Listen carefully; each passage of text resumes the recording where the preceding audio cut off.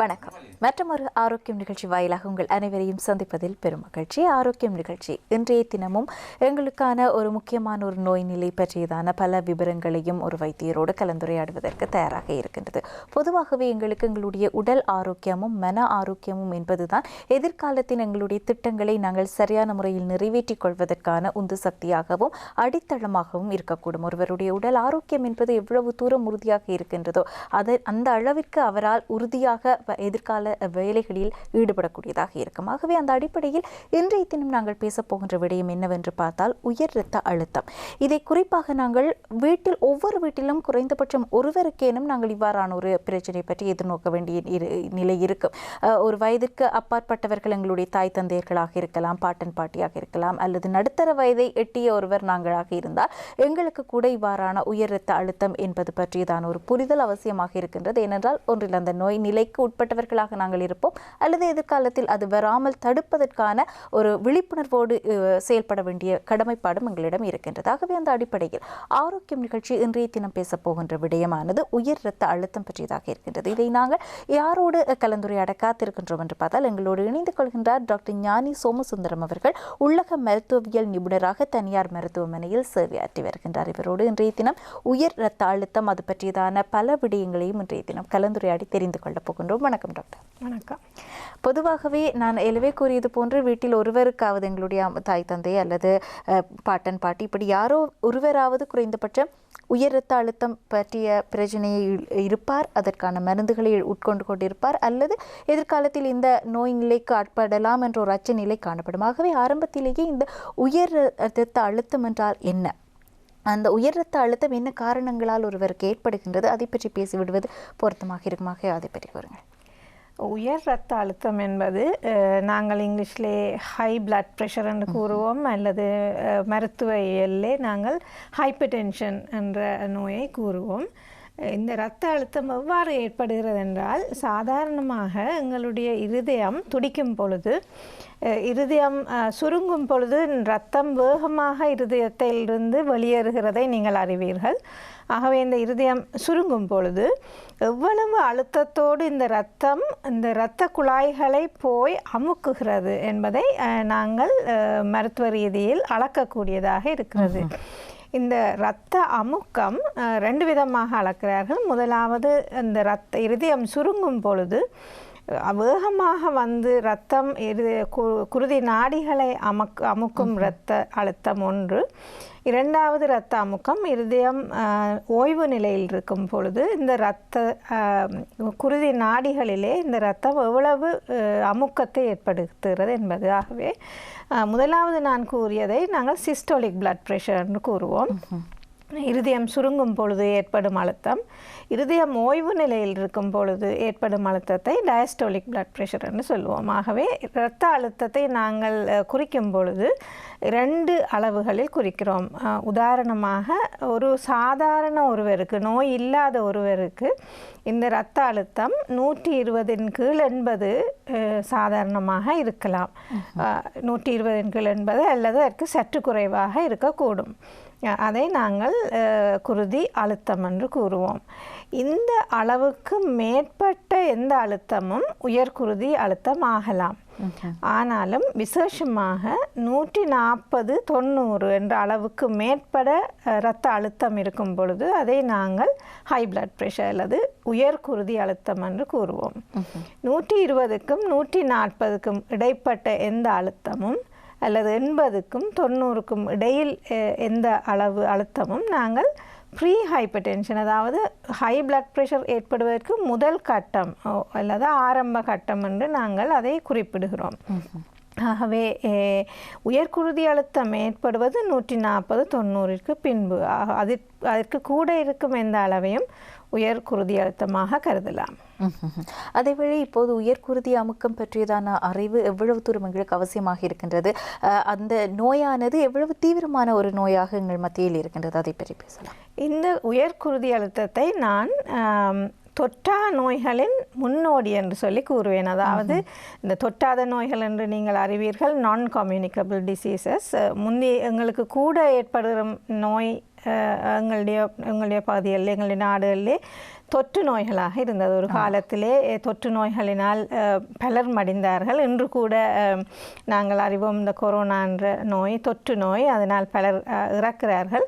ஆனால் இன்னொரு விதமான நோய் இருக்கிறது, இவை தொற்றா நோய்கள். இந்த தொற்றா நோய்களை நாங்கள் உயர்குருதி அழுத்தம், நீரிழிவு நோய், டயபெட்டிஸ், இருதய நோய்கள், புற்றுநோய், இவ்வாறான வருத்தங்கள் தொற்றாத நோய்கள். ஆனால் இந்த எல்லா நோய்களிலும் முதல் முன்னோடியான நோய் இந்த உயர்குருதி அழுத்தம், ஹை பிளட் ப்ரெஷர் என்பது மதர் ஆஃப் ஆல் டிசீசஸ் என்று சொல்லலாம்.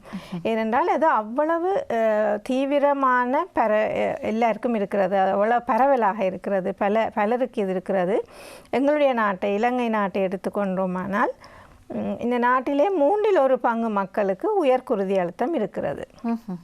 ஆகவே 40 வீதத்துக்கு மேற்பட்ட நபர்களுக்கு, அதாவது வயது வந்த நபர்களுக்கு, 18 வயதிலிருந்து 18 வயதுக்கு மேற்பட்டவர்களுக்கு, கிட்டத்தட்ட கொழும்பிலே நாங்கள் எடுத்துக்கொண்டால் ஏர்பன் பிரதேசம், அதாவது நகரப்புற பிரதேசங்களிலே நாங்கள் எடுத்துக்கொண்டோம் என்றால் 40 வீதத்துக்கு மேற்பட்ட வயது வந்தவர்களுக்கு உயர்குருதி அழுத்தம் இருக்கிறது. கிராமப்புறங்களை எடுத்துக்கொண்டால் கிட்டத்தட்ட 23-24 வீதமானவர்களுக்கு இந்த உயர்குருதி அழுத்தம் இருக்கிறது.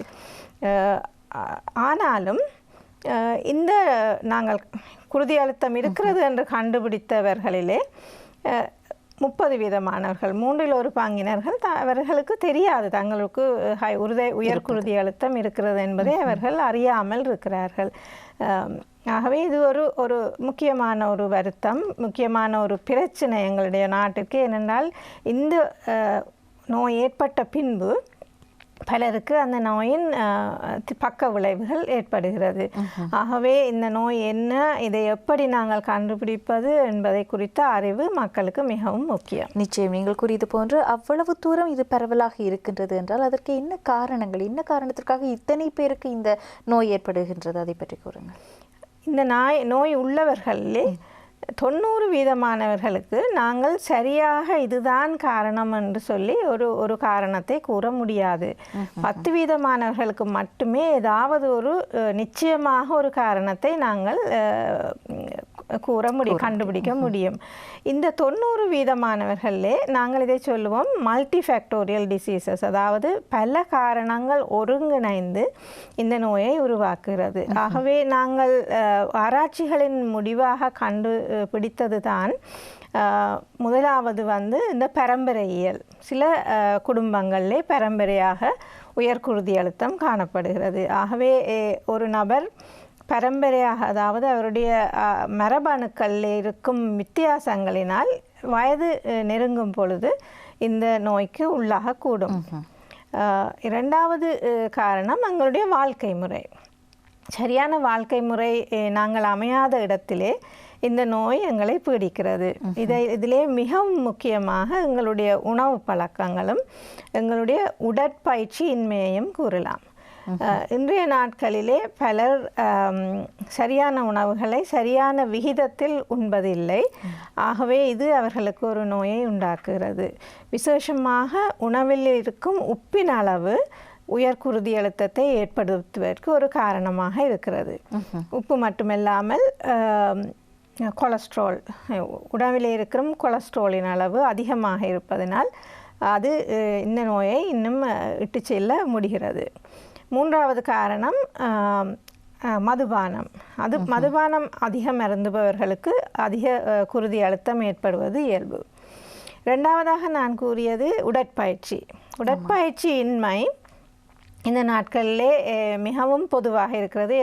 ஏனென்றால் எங்களுடைய வாழ்க்கை முறை மாறிவிட்டது.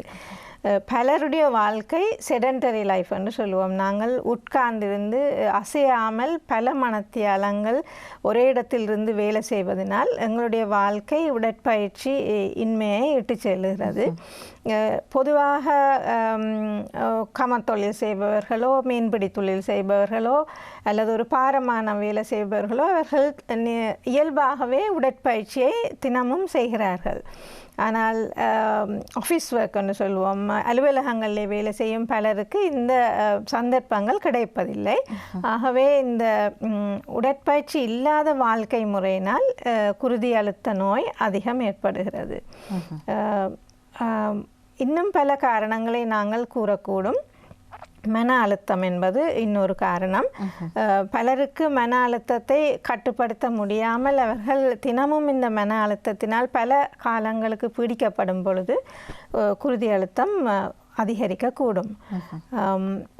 இவ்வாறான பல காரணிகள் ஒருங்கிணைவதனால் இந்த வருத்தம் இன்னும் அதிகமாக ஏற்படுகிறது. ஆனாலும் நாங்கள் இந்த நோயை சில குழுக்களிலே, அதாவது சில குரூப்ஸ்ன்னு சொல்லுவோம், இவர்களிலே அதிகம் காணுகிறோம். நீங்கள் முன்பே கூறியது போல வயது முதிர்ந்தவர்கள். இவ்வளவு வயது கூட கூட எங்களுக்கு இந்த குருதி அழுத்தம் ஏற்படும் சான்ஸ் அதிகமாகி கொண்டு போகிறது. பெண்களிலும் பார்க்க ஆண்களுக்கு குருதி அழுத்தம் ஏற்படும் சந்தர்ப்பம் கூட. அதே போல மன அழுத்தம் உள்ளவர்கள், மதுபானம், புகைத்தல், புகைப்பிடிப்பவர்கள், கொலஸ்ட்ரால் அதிகம் உள்ளவர்கள், நீரிழிவு நோய் அதிகம் உள்ளவர்கள், சிறுநீரக நோய் உள்ளவர்கள், இவ்வாறாக பல குழுக்களுக்கு இந்த நோய்கள் ஏற்படக்கூடும். ஆகவே எங்களுக்கு இப்போது காரணம் தெரிகின்றது, என்ன காரணங்களினால் இந்த உயர் இரத்த அழுத்தமானது எங்களுக்கு ஏற்படுகின்றது என்று. அதிலும் குறிப்பாக யார் யார் எவ்வாறான வயதை ஒத்தவர்கள், எவ்வாறான பால்நிலை உள்ளவர்களுக்கு இந்த இரத்த அழுத்தமானது அதிக அளவில் தாக்குவதற்கான வாய்ப்பு இருக்கின்றது என்பதை பற்றியும் பேச. நாங்கள் இதை எப்படி கண்டுபிடிப்பது என்பது முக்கியமான ஒரு பிரச்சனையாக இருக்கின்றது. நீங்கள் கூறுகின்ற போது ஒரு குறிப்பிட்ட வயதினர் வரையானவர்களுக்கு ஒரு விதமான விழிப்புணர்வு இருக்கக்கூடும். ஆனால் நடுத்தர வயதினரோ அல்லது இளம் வயதினருக்கோ இது ஏற்படுவதற்கான வாய்ப்பு இருக்கின்றதா? அவ்வாறு ஏற்படுகின்றது என்றால் அதை எப்படி கண்டுபிடிப்பது, அதை பற்றி சொல்லுங்கள். பலருக்கு இந்த உயர் குருதி அழுத்தத்தினால் ஒரு விதமான குணம் குறிகளும் உடலிலே ஏற்படுவதில்லை. ஆகவே பலர் உதாசீனத்தின் மூலமாக தங்களுடைய குருதி அழுத்தத்தை அவர்கள் பரிசோதித்து பார்ப்பதில்லை. இதை கண்டுபிடிக்கும் சிறந்த முறைதான் நாங்கள் எங்களுடைய குருதி அழுத்தத்தை அடிக்கடி நாங்கள் பார்த்து கொள்ள வேண்டும். அடிக்கடி என்றால் இளம் வயதினர்கள் ஒரு வருஷத்துக்கு ஒரு தடவையாவது தங்களுடைய குருதி அழுத்தத்தை பார்த்து கொள்ள வேண்டும். வயது செல்ல செல்ல அதை பார்க்கும் அளவை நாங்கள் கூட்டிக் கொண்டு போகலாம். ஆகவே குணம் குறிகள் வரும் மட்டும் நாங்கள் பொறுத்திருந்தோமானால் வருத்தம் முற்றின பின்புதான் அதை கண்டுபிடிக்க வேண்டியதாக இருக்கிறது. அதிலும் பார்க்க எங்களுடைய உடல் எவ்வளவு ஆரோக்கியமாக இருக்கிறது என்பதை அடிக்கடி நாங்கள் ஒரு பரிசோதனை மூலம் சோதித்து கொள்ளும் பொழுது உயர்குருதி அழுத்தம் இருப்பவர்கள் விசேஷமாக இதை கண்டுபிடித்து கொள்ளலாம். மிகவும் முக்கியமாக குடும்பங்களிலே, எங்களுடைய குடும்பங்களிலே உயர் குருதி அழுத்தம் மற்றவர்களுக்கு இருந்தால், உதாரணமாக எங்களுடைய பெற்றாருக்கோ இல்லை சகோதரர்களுக்கோ இருந்தால் அது எங்களுக்கு ஒரு அறிவுறுத்தலாக இருக்கக்கூடும். எங்களுடைய குருதி அழுத்தத்தை நாங்கள் இடைக்கிடையே கண்டுபிடித்து கொள்வது. ஆகவே இதை கண்டுபிடிப்பதற்கு நாங்கள் வைத்தியரிடம் போய் அதற்குரிய சரியான கருவியினால் நாங்கள் எங்களுடைய குருதி அழுத்தத்தை அளந்து கொள்ளலாம். ஆகவே வைத்தியர்களிடம் இதற்குரிய சிறப்பான கருவி இருக்கிறது. அதை ஸ்பிக்மோமெனோமீட்டர் என்று சொல்லுவோம் ஆங்கிலத்திலே. குருதி அழுத்தம் அளக்கும் கருவி. அதனால் நாங்கள் அந்த குருதி அழுத்தத்தை ஒரு முறை பார்ப்பது மட்டுமல்ல, பொதுவாக வைத்தியர்கள் அதை குறைந்தது 3 நாட்கள், 3 தனிப்பட்ட நாட்களிலே அளந்து அதை உறுதிப்படுத்த வேண்டியதாக இருக்கிறது. ஏனென்றால் சில பேருக்கு வைத்தியசாலைக்கு போகும்பொழுது ஒரு பயம் ஏற்படுகிறது. ஆகவே வைத்தியரை அணுகும் பொழுது சிலருக்கு இயல்பாகவே குருதி அழுத்தம் கூடலாம். பலருக்கு இவ்வாறான ஒரு நிலைமை இருக்கிறது. இதை நாங்கள் ஒயிட் கோட் ஹைப்பர்டென்ஷன் என்று சொல்லுவோம். ஒரு பயத்தினால் ஏற்படும் உயர் குருதி அழுத்தம். இதை தவிர்ப்பதற்கு நாங்கள் குறைந்தது 3 தடவை குருதி அழுத்தத்தை 3 நாட்களிலே மீண்டும் மீண்டும் பார்த்து அதை உறுதிப்படுத்துவோம். ஏனென்றால் இதை நாங்கள் நிச்சயம் உறுதிப்படுத்த வேண்டிய ஒரு டயக்னோசிஸாக இருக்கிறது. இதற்குரிய சிகிச்சையை நாங்கள் ஆரம்பித்தோம் என்றால் இது ஒரு வாழ்க்கை பூராக கடைபிடிக்க வேண்டிய ஒரு மருத்துவ முறையாக இருக்கிறது. ஆகவே நிச்சயமாக ஒருவருக்கு உயர்குருதி அழுத்தம் இருக்கிறது என்பதை உறுதிப்படுத்திய பின்புதான் நாங்கள் அவருக்கு சிகிச்சையை ஆரம்பிப்போம். அது மட்டும் இல்லாமல் சில வேளையிலே வைத்தியருக்கு கூட இதை உறுதிப்படுத்த முடியாத ஒரு கட்டம் இருக்கக்கூடும். என்றால் ஒரு வேளையிலே குருதி அழுத்தம் அதிகமாகவும் ஒரு வேளையிலே சாதாரணமாகவும் அப்படி மாறி மாறி இருந்தால் வைத்தியர் என்ன செய்யக்கூடும் என்றால் அவர்களுடைய குருதி அழுத்தத்தை ஒரு நாள் முழுவதும் 24 மணித்தியாலங்கள் ஒரு கருவியை அவருடைய உடலில் இணைத்து 24 மணித்தியாலத்துக்குரிய குருதி அழுத்தத்தை நாங்கள் ரெக்கார்ட் பண்ணிக்கொள்ளலாம். ஆகவே நிச்சயமாக உயர் குருதி அழுத்தம் இருக்கிறதா இல்லையா என்பதற்கான விடையை அதன் மூலம் நாங்கள் கண்டுகொள்ளலாம். ஆகவே சில பேர் என்ன செய்வார்கள், தங்களுக்கு வீட்டில் இருக்கிற கருவிகளை பாவித்து தங்களுக்கு குருதி அழுத்தம் இருக்கிறதா இல்லையா என்று சொல்லி தீர்மானித்து கொள்வார்கள். சாதாரணமாக இருந்தால் அவர்கள் அதை பற்றி புறக்கணித்து விடுகிறார்கள். சில வேளையில் இவ்வாறான கருவிகள் சரியான அளவை காட்ட மாட்டாது. ஆகவே இந்த கடையிலே நாங்கள் வாங்கும் கருவிகள் நிச்சயமாக அக்யூரேட்டானது என்று சொல்லி கூற முடியாது. ஆகவே வைத்தியரிடம் சென்று இதை சரியாக சோதித்து பார்ப்பதுதான் சரியான முறை. அதேவேளை இந்த இவ்வாறான உயர் இரத்த அழுத்தம் இருப்பவர்கள், அதிலும் குறிப்பாக கர்ப்பிணிகளாக இருந்தால் அவர்களுடைய அந்த பிரசவ கால பகுதி அவர்கள் எவ்வாறான விடயங்களை கையாள வேண்டியதாக இருக்கும், அதை பற்றி பேசலாம். நீங்கள் குறிப்பிடும் கர்ப்ப காலத்தில் ஏற்படும் உயர் குருதி அழுத்தம் என்பது முற்றாக இன்னொரு ஒரு சாப்டர்னு சொல்லலாம். அதாவது கர்ப்ப காலத்திலே ஏற்படும் உயர் குருதி அழுத்தமும் ஒரு பொதுவாக காணப்படும் ஒரு விஷயமாக இருக்கிறது. இது ஒரு தனிப்பட்ட ஒரு வருத்தம். சில கர்ப்பிணி தாய்மார்களுக்கு கர்ப்ப காலத்திலே குருதி அழுத்தம் அதிகரிக்கக்கூடும். அதுவும் ஒரு தீவிரமான ஒரு நோயாக இருக்கக்கூடும். ஏனென்றால் குழந்தையின் வளர்ச்சியையும் கர்ப்பத்தின் நிலைமையையும் இந்த நோய் பாதிக்கலாம். ஆகவே நிச்சயமாக உயர் குருதி அழுத்தம் இருக்கும் கர்ப்பிணி தாய்க்கு சிகிச்சை ஆரம்பிக்க வேண்டியிருக்கிறது. இல்லாவிட்டால் அந்த கர்ப்பச்சிதைவு கூட ஏற்படலாம், கருவின் வளர்ச்சி பாதிக்கப்படலாம், குறைமாத பிரசவம் ஏற்படலாம். அது மட்டுமில்லாமல் வலிப்பு மாதிரியான நிலைமை ஏற்பட்டு இந்த கர்ப்பிணி தாயின் உயிருக்கே ஆபத்தான ஒரு நிலைமை ஏற்படக்கூடும்.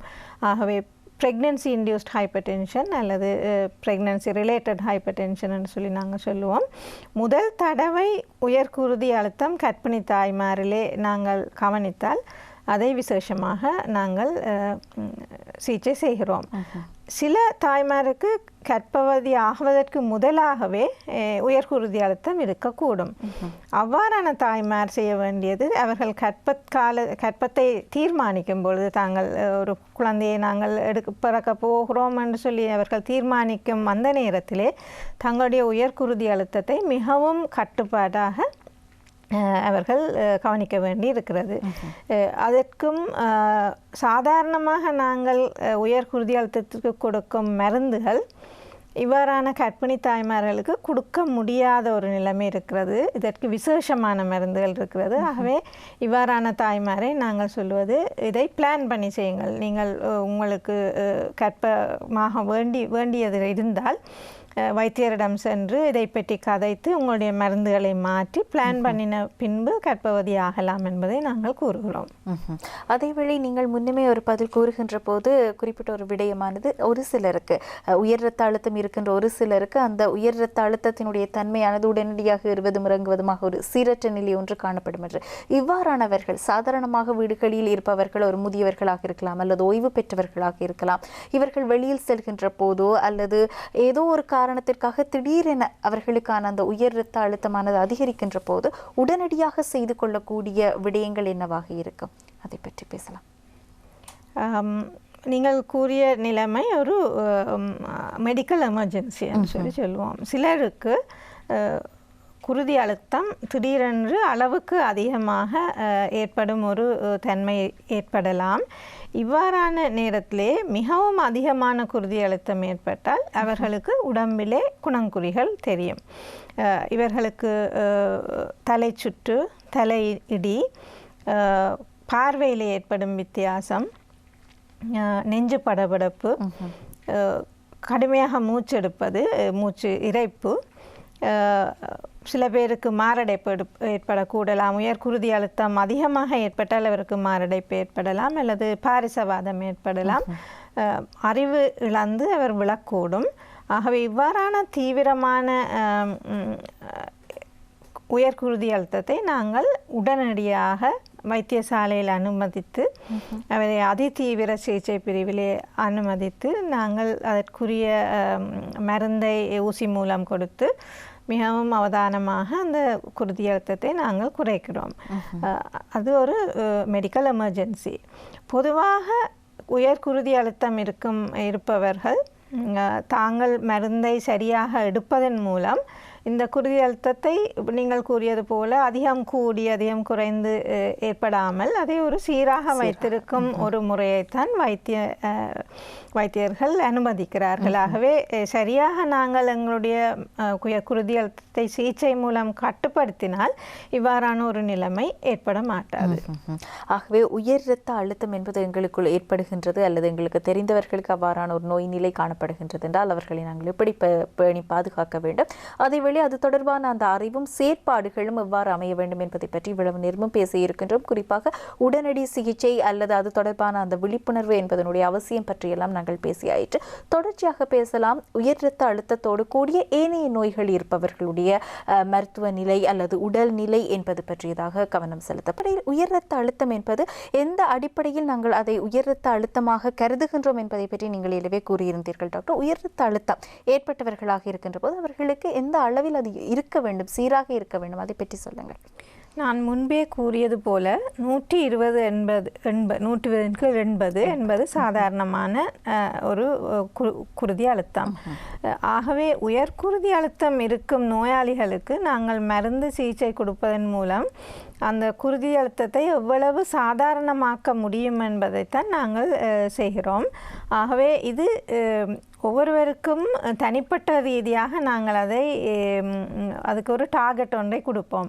உதாரணமாக நீரிழிவு நோயினால் அவருடைய சிறுநீரகம் பாதிக்கப்பட்டிருந்தால் அவர்களுக்கு குருதி அழுத்தத்தை நாங்கள் மிகவும் நார்மலாக வைத்திருப்பதற்கு முயற்சி செய்வோம். ஏனென்றால் அவருடைய சிறுநீரகத்தின் செயற்பாடை மிகவும் சிறப்பாக கொண்டு செல்வதற்காக அவருடைய குருதி அழுத்தத்தை 120/80 என்ற அளவுக்கு நாங்கள் வைத்திருப்போம். வயது சென்ற முதிர்ந்தவர்களுக்கு நாங்கள் குருதி அழுத்தத்தை மிகவும் அளவுக்கு குறைப்பதில்லை. ஆகவே 180, 140/80 என்ற அளவுக்கு நாங்கள் அதை குறைத்து வைத்துக் கொள்வோம். ஆகவே இது நாங்கள் ஒரு குறிப்பிட்ட அளவுக்கு எல்லாருக்கும் ஒரே அளவை கூற முடியாது. ஒவ்வொருடைய தனிப்பட்ட தேவையை பொறுத்து வைத்தியர்கள் அவர்களுக்கு இந்த எவ்வளவு குருதி அழுத்தம் இருக்க வேண்டும் என்பதை தீர்மானிப்பார்கள். ஆனாலும் இது எப்படியாவது 140/80க்கு கீழாக இருக்க வேண்டும். ஆகவே அந்த அடிப்படையில் நாங்கள் நோய் நிலை ஏற்பட்டவர்கள் முக்கியமாக மருந்துகள் மூலமாக அந்த நோய்களை கட்டுப்படுத்துகின்றார்கள். இதை தவிரவும் சில வழிகள் இருக்கக்கூடும். ஆகவே எவ்வாறான வழிவகைகளில் இந்த நோயை அல்லது இந்த நோய் நிலையை கட்டுப்படுத்தக்கூடியதாக இருக்கும், அதை பற்றி சொல்லுங்கள். இதிலே குருதி அழுத்தத்தை கட்டுப்படுத்துவதற்கு மிகவும் முக்கியமானதை என்று நான் கருதுவது இந்த மருந்து. சில பேர் யோசிப்பது மருந்தை நாங்கள் ஆரம்பித்தால் இதில் வாழ்க்கை பூராக நாங்கள் எடுக்க வேண்டும். ஆகவே இந்த மருந்தை தவிர்த்து நாங்கள் எவ்வாறாவது எங்களுடைய வாழ்க்கை முறையை நாங்கள் சீரமைத்து இதை குறைத்து கொள்ளலாம் என்று நினைக்கிறார்கள். ஆனால் இது ஒரு பாரதூரமான ஒரு விஷயம். ஏனென்றால் உயர் குருதி அழுத்தம் ஏற்பட்டால் அதன் விளைவுகள் மிகவும் தீவிரமாக இருக்கிறது. நான் முன்பு கூறியது போல இந்த நோயின் பக்க விளைவுகள் தான் மாரடைப்பு, ஸ்ட்ரோக், அதாவது பாரிசவாதம், விஷுவல் லாஸ் என்று சொல்லுவோம், பார்வையை இழக்கக்கூடும், எங்களுடைய சிறுநீரகங்கள் பழுதாகி போகின்றன, உடலிலே ஒவ்வொரு உறுப்பும் இந்த உயர் குருதி அழுத்தத்தினால் பாதிக்கப்பட போகிறது. ஆகவே மிகவும் முக்கியமான உறுப்புகளை ஒருவர் இந்த குருதி அழுத்தத்தினால் இழந்துவிடக்கூடும். இப்போ உங்களுக்கே தெரியும், ஒருவர் பரிசவாதம் அதாவது ஸ்ட்ரோக் ஏற்பட்டால் அவர் இறக்கக்கூடும், அல்லது பக்கவாதம் ஏற்பட்டு படுக்கையில் இருக்கக்கூடும், அல்லது தன்னுடைய ஒரு உறுப்பின் செயலை இழக்கக்கூடும். இது அவருடைய வாழ்க்கையிலே மிகவும் தீவிரமான ஒரு விளைவை ஏற்படுத்தக்கூடும். ஆகவே உயர்குருதி அழுத்தத்திற்கு மருந்து எடுக்காமல் விடுவதனால் இவ்வளவு தீவிரமான ஒரு முடிவை அவர் எதிர்நோக்க வேண்டியதாக இருக்கிறது. ஆகவே இந்த தீவிரத்தை மக்கள் உணர்ந்து அதற்குரிய சரியான சிகிச்சையை எடுத்துக்கொள்ள வேண்டும். ஆகவே குருதி அழுத்தத்தை குறைப்பது மிகவும் முக்கியம். அது லைஃப் லாங், அதாவது வாழ்க்கை நீடிய காலத்துக்கு நாங்கள் மருந்து எடுத்தாலும் பரவாயில்லை, குருதி அழுத்தம் சாதாரண நிலைமையிலே வைத்திருக்க வேண்டும். ஆகவே வைத்தியர்கள் கொடுக்கும் மருந்தை பயமில்லாமல் எடுப்பதற்கு மக்கள் தயாராக இருக்க வேண்டும். அதை குறித்து சந்தேகப்படாமல், சந்தேகம் இருந்தால் அதை வைத்தியரிடம் கூறி அந்த சந்தேகத்தை தீர்த்து கொள்ள வேண்டும். இல்லாவிட்டால் மிகவும் பாரிய தூரமான விளைவுகளை எதிர்நோக்க வேண்டியதாக இருக்கும். இந்த வகையிலே பலவிதமான மருந்துகள் இருக்கின்றன. உயர்குருதி அழுத்தத்தை குறைப்பதற்கு பல குரூப்ஸ் ஆஃப் மெடிசின்னு சொல்லுவோம். கிட்டத்தட்ட 10க்கும் மேற்பட்ட குரூப்ஸ் ஆஃப் மெடிசின் இருக்கிறது. அந்த ஒவ்வொரு குரூப்பிலும் பல மருந்துகள் இருக்கின்றன.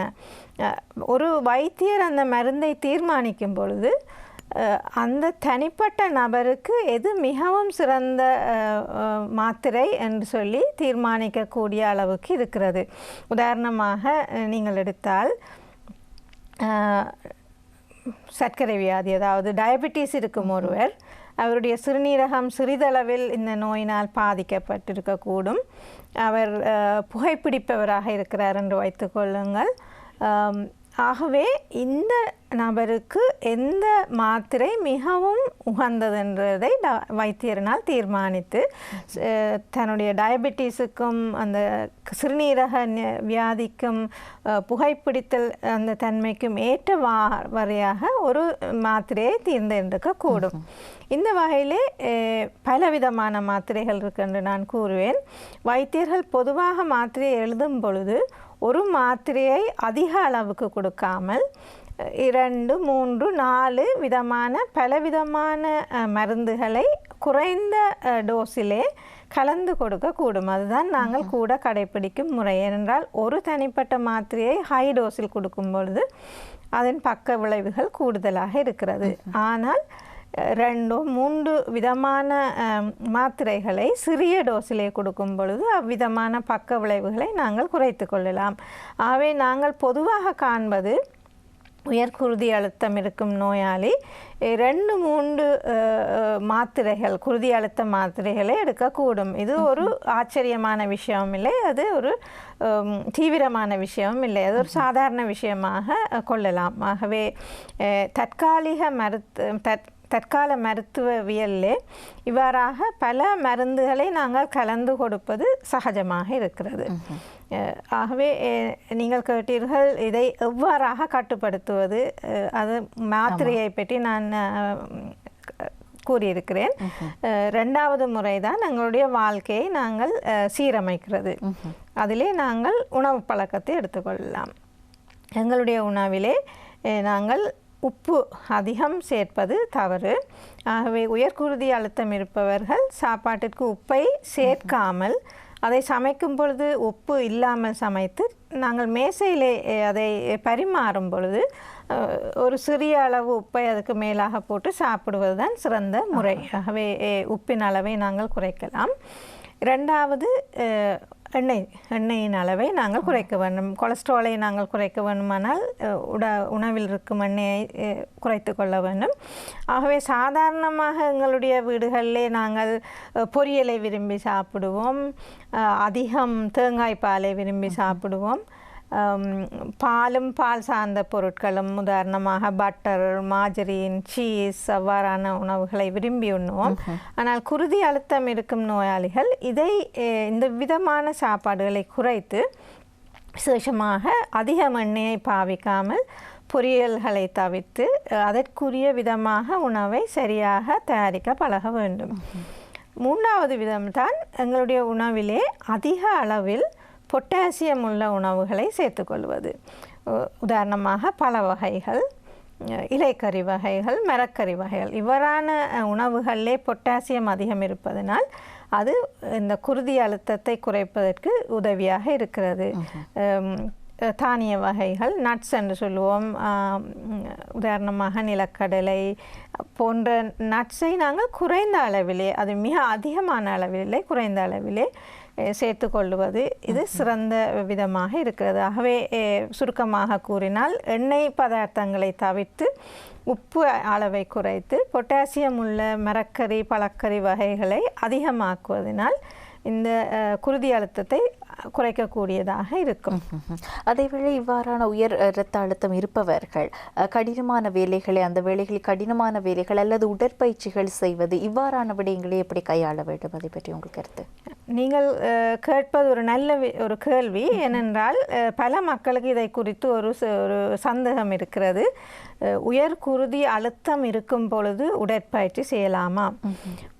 கட்டுப்பாடற்ற உயர் குருதி அழுத்தம் இருக்கும் பொழுது உடற்பயிற்சி செய்வது நல்லதல்ல. அதாவது உங்களுடைய குருதி அழுத்தம் மிகவும் அதிகமாக இருக்கும் பொழுது அதை குறைத்த பின்புதான் உடற்பயிற்சியை ஆரம்பிக்க வேண்டும். ஆகவே சரியாக மருந்தை எடுத்து அந்த குருதி அழுத்தத்தை கட்டுப்பாட்டுக்குள் கொண்டு வந்த பின்பு வைத்தியரின் அனுமதியுடன் நீங்கள் உடற்பயிற்சியை ஆரம்பிக்கலாம். வைத்தியர் சில வேளைகளிலே தீர்மானிக்கக்கூடும், இந்த குருதி அழுத்தம் உங்களுக்கு இருப்பதனால் சில வேளைகளிலே உங்களுடைய இருதயம் பாதிக்கப்பட்டிருக்க கூடுமா, அதை வைத்தியர் பரிசோதனை மூலமாக முதலில் தீர்மானிப்பார்.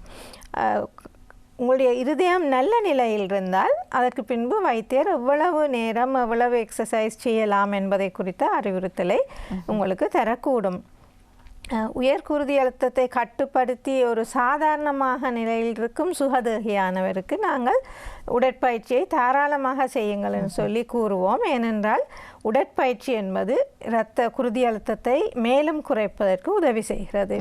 தினமும் ஒவ்வொரு நாளும் ஒழுங்காக உடற்பயிற்சி செய்பவர்கள் குறைந்தது 30 நிமிடம் நடுத்தர விதமாக வேகமாக நடக்கக்கூடும். அல்லது எந்த விதமான உடற்பயிற்சியையும் நீங்கள் செய்யலாம். நீங்கள் யோகா உடற்பயிற்சியை செய்யலாம், அல்லது நடக்கலாம், ஓடலாம், நீச்சல் செய்யலாம், துவிச்சக்கர வண்டி பைசிக்கிள் ஓடலாம். இவ்வாறாக பலவிதமான உடற்பயிற்சி முறைகள் என்று இருக்கிறது. ஆகவே குறைந்தது 30 நிமிடங்கள் அந்த உடற்பயிற்சியை செய்வது நல்லது.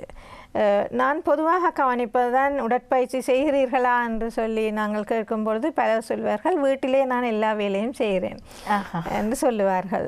அது நல்லது, வீட்டில் சுறுசுறுப்பாக இருப்பது நல்லது, அது நோய் நிலையை குறைப்பதற்கு உதவும்.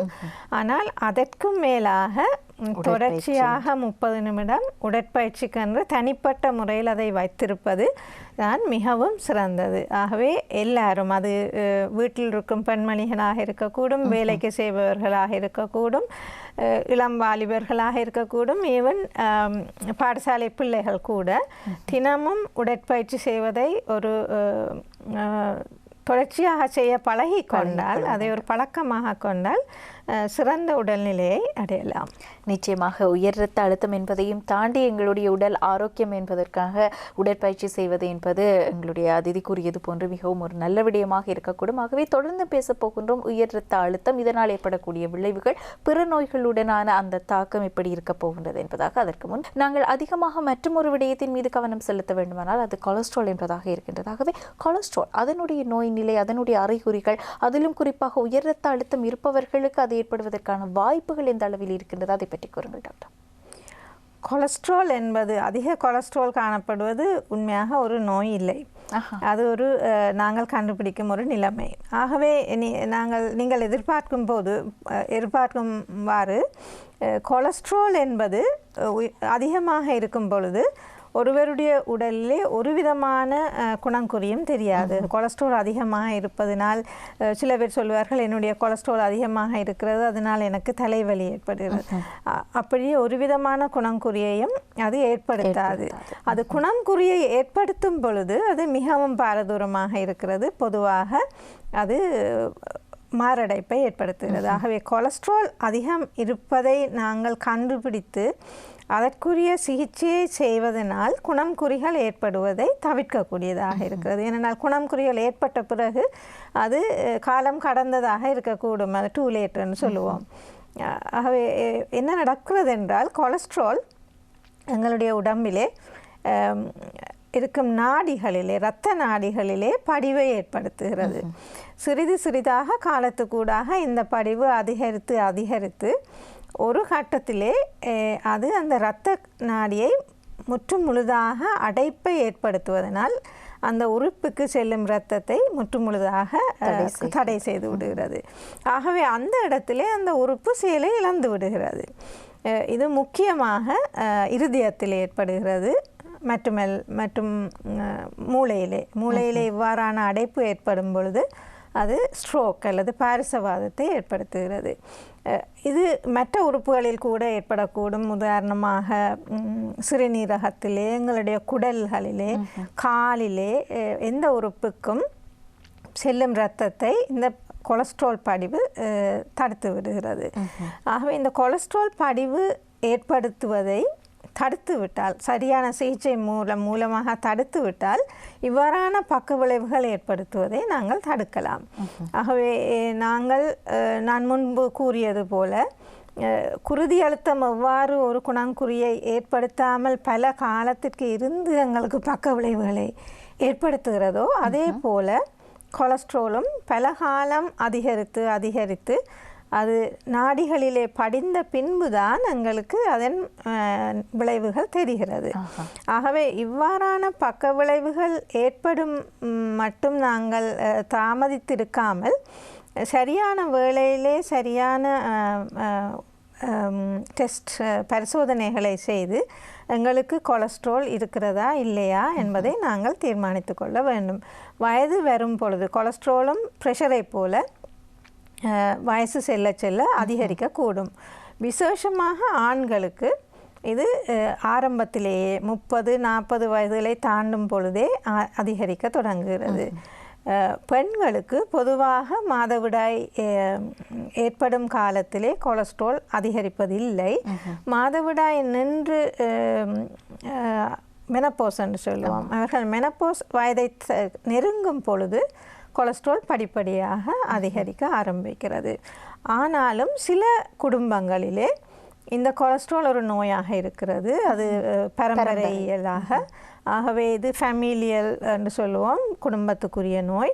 குடும்பத்திலே ஒருவர் இருவருக்காவது கொலஸ்ட்ரால் இருக்குமானால், அதிக கொலஸ்ட்ரால் இருக்குமானால் அந்த குடும்பத்தில் இருக்கிற மற்ற நபர்களும் தங்களுடைய கொலஸ்ட்ராலை இளம் வயதிலிருந்தே செய்து கொள்ள வேண்டும். ஏனென்றால் இவ்வாறான நோய் உள்ளவர்களுக்கு சில வேளைகளிலே 12-13 வயதில் கூட கொலஸ்ட்ரால் அதிகமாக ஆரம்பிக்க ஏற்படுகிறது. ஆகவே நாங்கள் அந்த பரிசோதனையை அந்த குடும்பத்திலே எல்லாருக்கும் செய்வோம். இப்போ குடும்ப ரீதியாக வருகிறது என்பதை டாக்டர் கண்டால் குடும்பத்தில் உள்ள மற்ற நபர்களையும் இந்த கொலஸ்ட்ராலை பரிசோதிக்குமாறு அறிவுறுத்துவார். ஆகவே மிக முக்கியமான விடயத்திற்கு போது வந்துவிட்டோம் என்று நினைக்கின்றேன். உயர் இரத்த அழுத்தம் ஏற்பட்டால் என்ன செய்ய வேண்டும், ஏற்பட்டவர்கள் எவ்வாறான விடயங்களை கையாள வேண்டும், கொலஸ்ட்ரால் அதனுடைய தாக்கம் இப்படி இருக்கின்றது, இப்படியெல்லாம் நாங்கள் பேசி இருக்கின்றோம் என்றால் மிக முக்கியமான விடயம் இந்த இரத்த அழுத்தமானது ஏற்படாமல் எங்களை நாங்கள் பாதுகாத்துக் கொள்வது என்பது. ஆகவே வரமுன் காப்போம் என்ற அடிப்படையில் அதற்காக நாங்கள் என்ன விடயங்களை செய்ய வேண்டும்? இதுதான் மிகவும் முக்கியமான ஒரு விடயமாக நான் கருதுவேன்.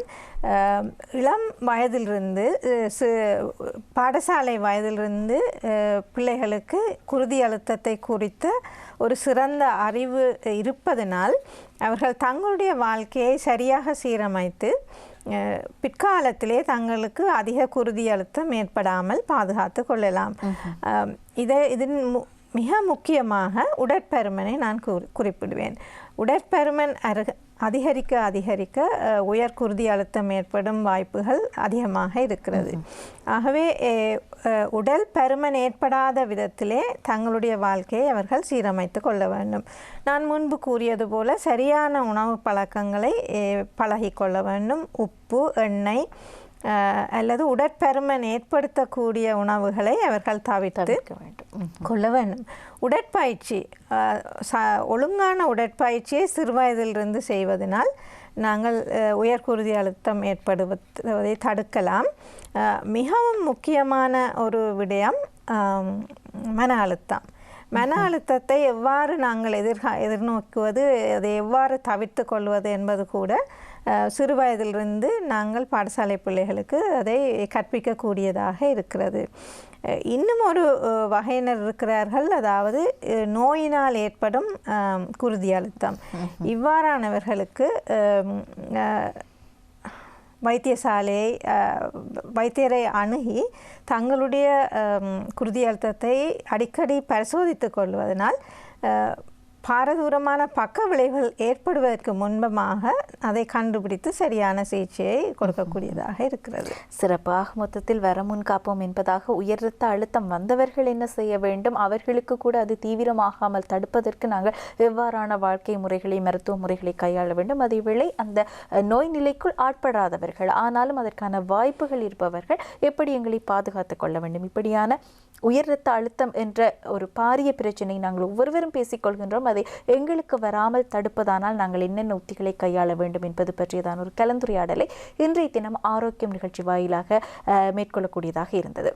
அந்த அடிப்படையில் எங்களோடு இணைந்து கொண்டிருந்தார் டாக்டர் ஞானி சோமசுந்தரம் அவர்கள். இவர் உள்ளக மருத்துவவியல் நிபுணராக தனியார் மருத்துவமனையில் சேவையாற்றி வருகின்றார். ஆகவே தன்னுடைய நேரத்தை ஒதுக்கி எங்களோடு இணைந்து கொண்டு இந்த உயர் இரத்த அழுத்தம் பற்றியதான மக்களுக்கு இருக்கக்கூடிய சந்தேகங்கள், அவர்கள் எவ்வாறு அதை எதிர்நோக்குகின்றார்கள் என்பது பற்றியதான அடிப்படை புரிதல்களை ஏற்படுத்தக்கூடிய ஒரு கலந்துரையாடலை எங்களோடு இணைந்து வழங்கி இருந்தார். ஆகவே நிகழ்ச்சி குழுமம் சார்பாக அவர்களுக்கு நன்றியை தெரிவித்துக் கொள்ளலாம். நன்றி டாக்டர்.